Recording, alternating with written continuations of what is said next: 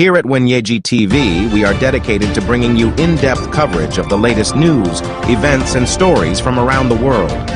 Our team of passionate journalists, reporters, and documentary filmmakers work tirelessly to provide you with accurate, unbiased, and thought-provoking content. Akili yake hako bado anaishi kwa kasumba ya Moi. Hajui maneno Moi alitufanyia sisi. Watu wanaumia, wao wanasema Ruto aendelee kuongeza wa extend term limit kutoka miaka 5 ifike 7. Wananchi mnakubali hiyo? Haijafika taarifa. Unajua Didmas huyu bishop wetu saa zingine nampata na kunywa chai na Cherargei. Nataka asikie aenda mwambie. Wananchi mnakubali hiyo? Wako na nia ya kuintroduce mswada kwa bunge ya kufanya ati president anaweza kuwa na limitless terms, akae mpaka maisha yake yote. Hatuwezi kurudi nyuma kwa katiba ya siku za Moi. Mtu ni miaka yako 5, unakuja unaomba ingine, wananchi wakikubali kukupatia ingine 5, that is over. Unaenda nyumbani. Kenya ni kubwa, lazima watu wengine pia wapate nafasi ya kuongoza nchi. Next month introduce motion ya kurudisha fuel subsidy ili percentage ya fuel irudi 8% vile ilikuwa, na bei ya mafuta irudi chini. Kwa sababu vile bei ya mafuta iko sahihi, hatuwezi hiyo maisha haitatuweza. Tuko na shida kubwa sana. Lazima mafuta irudi chini ndio mwananchi apate nafuu. Huyu Ruto, maneno ya mafuta, Ruto William mahali huko, rais wa Jamhuri ya Kenya. Mimi naona msango ikikupata. Pelekee taarifa kabisa wanahabari. Mimi naona msango ikipata Ruto, kwa sababu wananchi wanaumia. Mtu hana pesa. Kama mtu hana pesa ukimsukuma, akifika kwa ukuta lazima atafanya nini? Atarudi. Kunao vijana wachache hasa kutoka jamii yetu wanatembea pia wanadharau wenzetu. Na hawa ni vijana wachanga kutoka jamii ya Mlembe, badala ya kumheshimu kama Wetangula, kumheshimu Musalia, au wanaenda kuwatusi. Hiyo tunasema vijana wetu wawe na heshima. Ule Malala anashinda akitembea anamtukana Wetangula, anamtukana Musalia, tunasema aheshimu viongozi wetu. It is not about the amount of money you have, but it's about how much money from what you have you are willing to share with the people that put you in that position. Kwa sababu ya hiyo, mimi naheshimu ujumbe yenu. Here at Wenyeji TV, we are dedicated to bringing you in-depth coverage of the latest news, events, and stories from around the world. Our team of passionate journalists, reporters, and documentary filmmakers work tirelessly to provide you with accurate, unbiased, and thought-provoking content. Here at Wenyeji TV, we are dedicated to bringing you in-depth coverage of the latest news, events, and stories from around the world. Our team of passionate journalists, reporters, and documentary filmmakers work tirelessly to provide you with accurate, unbiased, and thought-provoking content. A Kenyan lawmaker from the ruling United Democratic Alliance, or UDA, has suggested extending the presidential term limit from 5 to 7 years. Speaking to reporters at the parliamentary buildings, Samson Sharage of the United Democratic Alliance, senator from the Rift Valley region, said that the current 5-year mandate is not enough to run a government. This enables the president to have a good opportunity to form and establish a formidable team to deliver his manifesto, he said. The senator has submitted a proposal to the committee tasked with finding a political solution for the hotly contested 2022 elections. He anticipates that government and opposition members will adopt this proposal in future political conversations. But if you read my submission, and I brought a copy which was received by a National Dialogue Committee, it was not only about the term limit of the president, it was also creation of official opposition leader, reintroduction of office of the prime minister, extension of presidential term limit from 5 years to 7 years, and also constitutional backing for the CDF and World Development Fund. My thinking is very simple, and I said earlier today in the afternoon that when you look at 5 years that the president has been given to serve, normally in Kenya, because this is unique to Kenya, is that 1 year after you assume office, you always do the supreme litigation issues, then the issues of settling down, like appointment of cabinet, vetting, realigning the government with your agenda. That 1 year goes. So again, after the 4th, the 5th year, You know, Kenyans like campaigns. The 50th year is only wasted, and even the statistics have shown even the economy is doing badly at that year because the country goes back to campaign mode. So you only have 3 years that you can really work for the people. And I think if you give 7 years, you minus the 2 that one you do in settling, and then 1 during the campaigning period, you'll get 5 years, which all Kenyans are arguing about. And when we do these things, and I want to put this perspective straight, is that when we do these things, we sometimes do for now or for posterity. And as a senator of the great people of Nandi, and also as a member that has served in the Senate for some time now, I think it is important to have some of this conversation. Here at Wenyeji TV, we are dedicated to bringing you in-depth coverage of the latest news, events, and stories from around the world.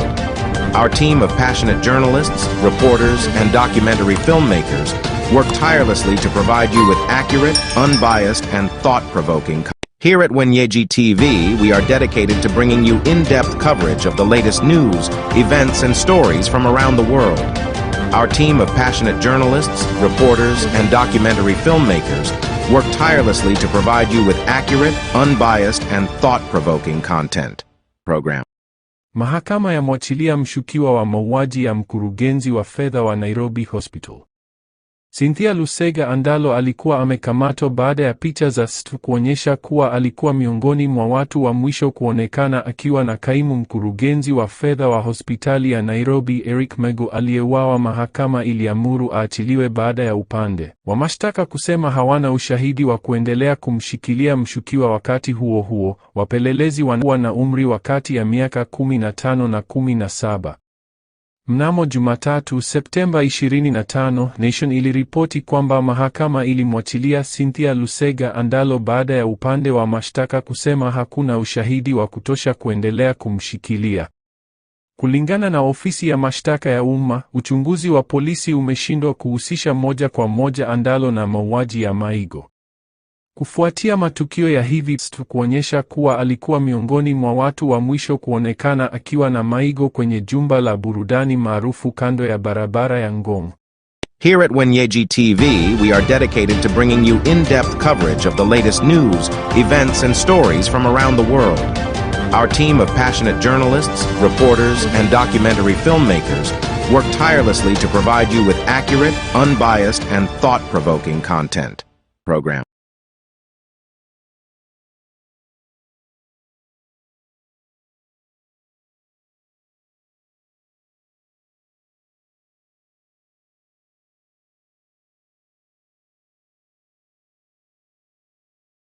Here at Wenyeji TV, we are dedicated to bringing you in-depth coverage of the latest news, events, and stories from around the world. Our team of passionate journalists, reporters, and documentary filmmakers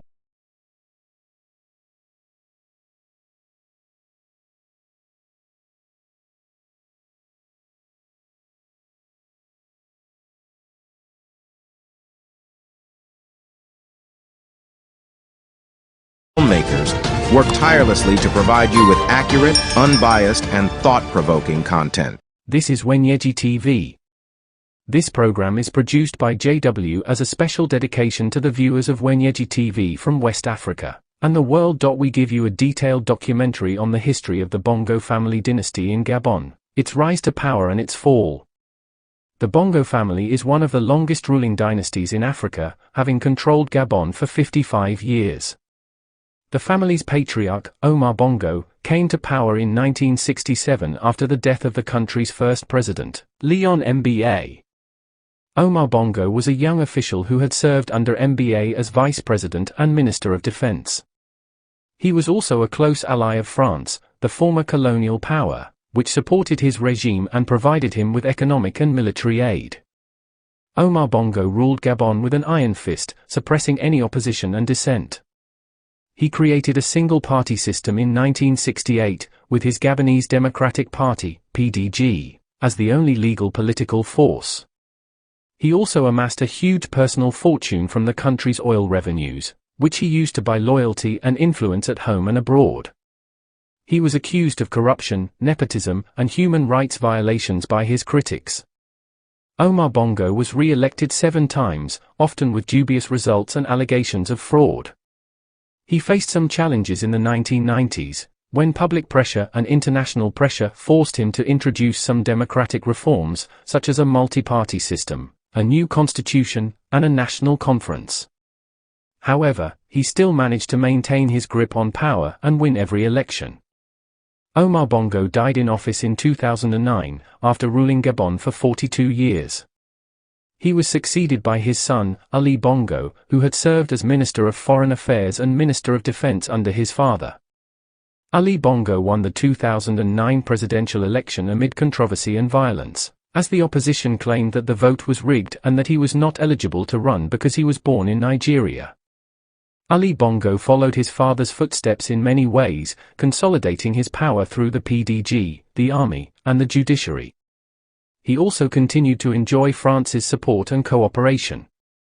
He tried to portray himself as a modernizer and a reformer, launching some initiatives such as the emerging Gabon Strategic Plan, which aimed to diversify the economy and reduce dependence on oil. He also pledged to fight corruption, poverty, and inequality.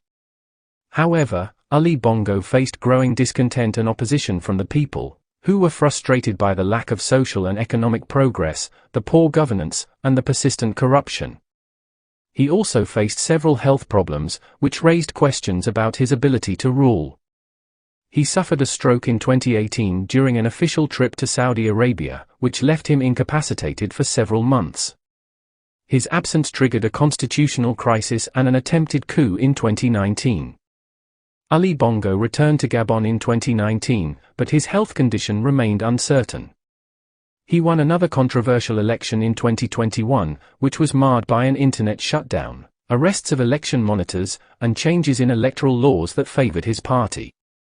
His main rival, Albertondo Ossa, rejected the results and called for a recount.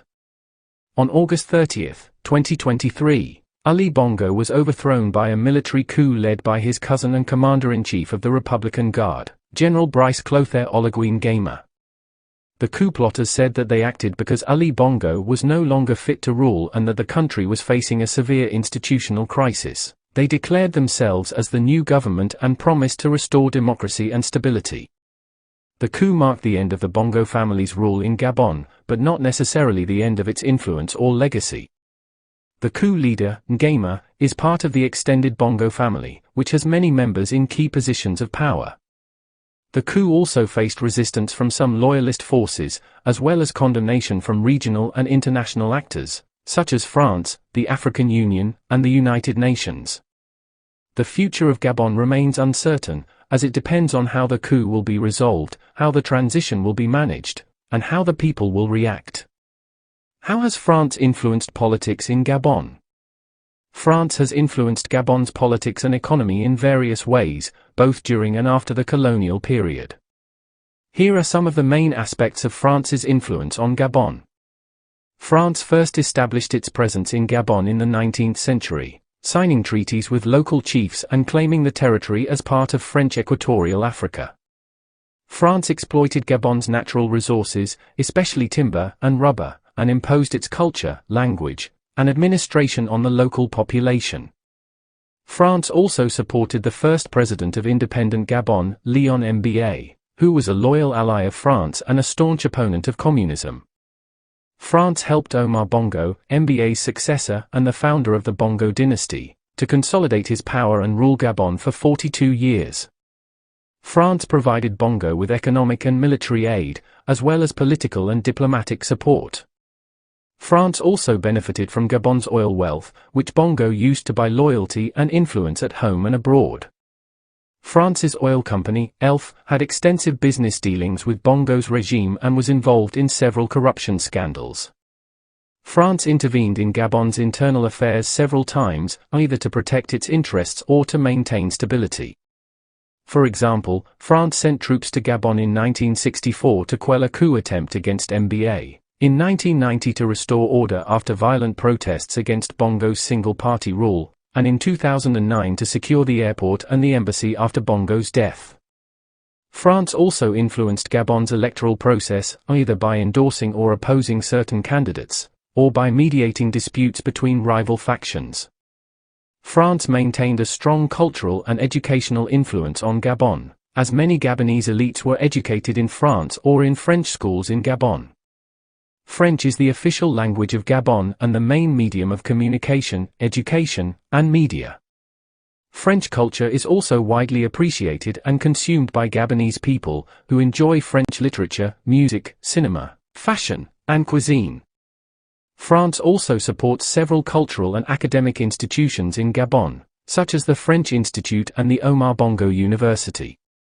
France remains one of Gabon's main economic partners, as well as a major source of foreign investment, trade, aid, and tourism. According to the World Bank, France was the largest foreign investor in Gabon in 2019, accounting for 38% of the total foreign direct investment stock. France was also the second largest trading partner of Gabon in 2019, after China. France was the third largest bilateral donor to Gabon in 2018, after China and Germany. According to the French Ministry of Foreign Affairs, about 10,000 French nationals live and work in Gabon. These are some of the ways that France has influenced Gabon's politics and economy over the years. However, France's influence on Gabon has also been challenged by other actors, such as China, the United States, and regional organizations. Moreover, some Gabonese people have expressed their dissatisfaction with France's involvement in their country's affairs, calling for more sovereignty and independence. Does Russia have any influence in Gabon coup? Russia is not directly involved in the coup, but it has some interests and influence in Gabon. Russia has been expanding its presence and cooperation in Africa in recent years, seeking to challenge the dominance of Western powers and China. Russia has been providing military and security assistance, energy and mining investments, and diplomatic and political support to several African countries, including Gabon. According to a report by the International Crisis Group, Russia has been involved in Gabon's security sector since 2018, when it signed a military cooperation agreement with the country. Russia has also supplied weapons and equipment to Gabon's army and police, as well as trained some of its officers. Russia has also expressed interest in developing Gabon's oil and gas sector, as well as exploring its uranium deposits.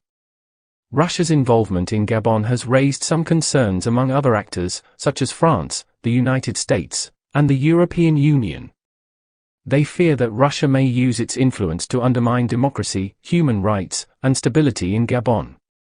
They also worry that Russia may use Gabon as a base for its military and intelligence operations in the region. Russia's reaction to the coup is not yet clear, but it may depend on how the situation evolves and how its interests are affected. Russia may support the coup if it sees an opportunity to gain more leverage and access in Gabon. Alternatively, Russia may oppose the coup